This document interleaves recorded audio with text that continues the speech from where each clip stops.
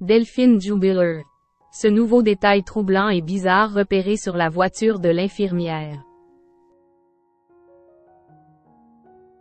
C'est peut-être le détail qui va permettre de résoudre enfin le mystère entourant la disparition de Delphine Jubiler. Interviewé par Le Parisien le 22 février 2023, un voisin du couple a indiqué que la voiture de l'infirmière avait été bougée pendant la nuit du présumé drame. Un élément déterminant pour les enquêteurs.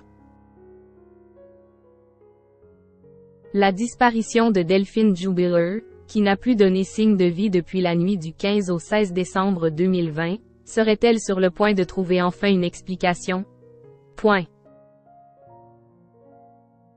Interrogé par les journalistes du Parisien, un voisin du couple Jubiler a indiqué un élément déterminant dans la résolution de l'affaire.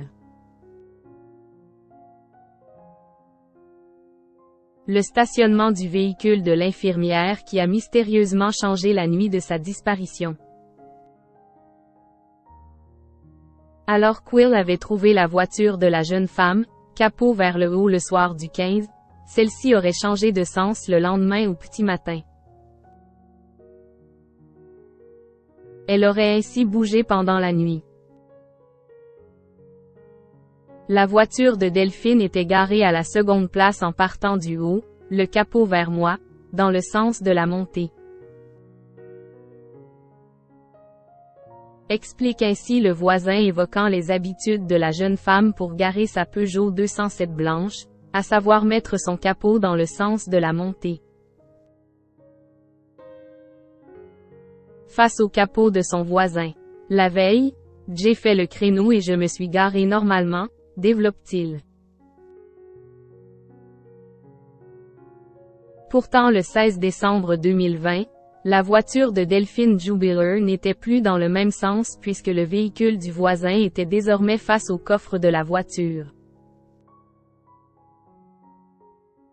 De plus, la voiture de l'infirmière de 33 ans était garée très proche de son propre véhicule.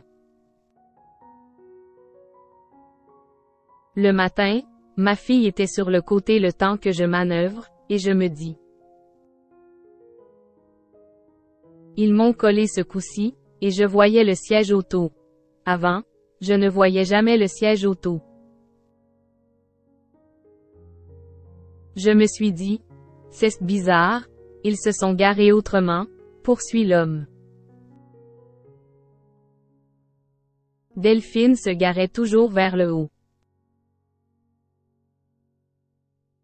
De son côté, Cédric Jubiler, principal suspect de l'affaire, nie toujours son implication dans la disparition de son épouse et explique le placement du véhicule de sa femme.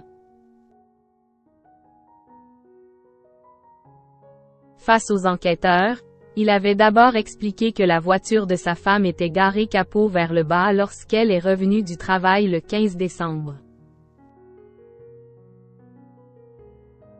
Une version différente du voisin interrogé par Le Parisien.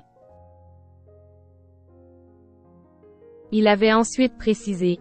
Delphine se garait toujours vers le haut quand elle revenait du travail et vers le bas quand elle revenait de l'école.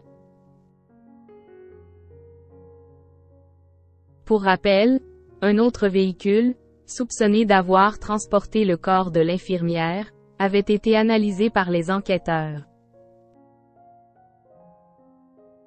Une voiture blanche appartenant à un ami du peintre plaquiste. Les résultats n'ont par la suite pas permis de confirmer la présence de l'infirmière de 33 ans dans ce véhicule.